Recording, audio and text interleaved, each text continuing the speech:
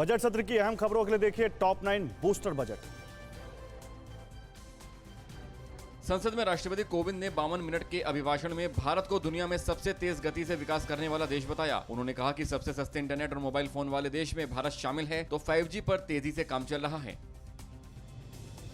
राष्ट्रपति ने अपने अभिभाषण में बताया कि भारत एक बार फिर विश्व में सबसे तेजी से विकसित हो रही अर्थव्यवस्थाओं में से एक बन गया है। वित्त वर्ष के पहले 7 महीनों में $48 बिलियन का विदेशी निवेश आया है। ये सबूत है कि अंतर्राष्ट्रीय निवेशक भारत के विकास को लेकर आश्वस्त हैं।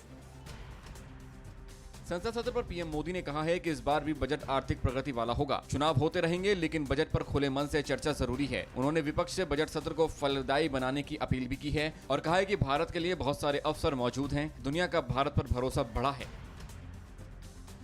बजट से पहले भारत सरकार के आर्थिक सर्वे में कारोबारी साल 2022-23 में 8.3 से 8.5% की ग्रोथ का अनुमान लगाया गया है। कृषि सेक्टर की ग्रोथ का अनुमान 3.9% पर रखा गया है। इसके अलावा इंडस्ट्रियल सेक्टर में 11.8% की ग्रोथ का अनुमान है। बजट सत्र से पहले राज्यसभा में नेता विपक्ष मल्लिकार्जुन खड़गे ने केंद्र सरकार को घेरा। खड़गे ने कहा है कि आज देश में महंगाई, बेरोजगारी, कृषि और पेगासस का मुद्दा है, लेकिन सरकार इन पर चर्चा होने नहीं देती। खड़गे ने कहा है कि पीएम मोदी इन मुद्दों पर चर्चा नहीं करते।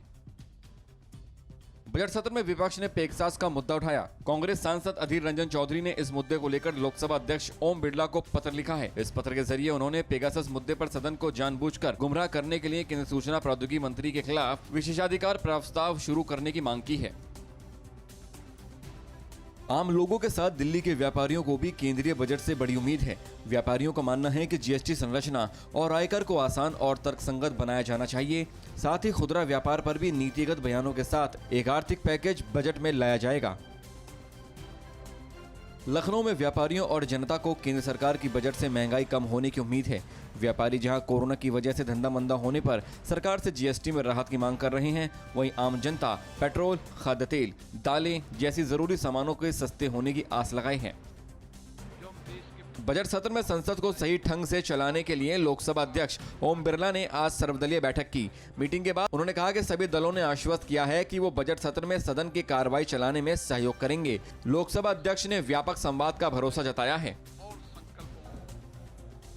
फिक्र आपकी, सोमवार से शुक्रवार रात 9 बजे सिर्फ TV9 भारतवर्ष पर।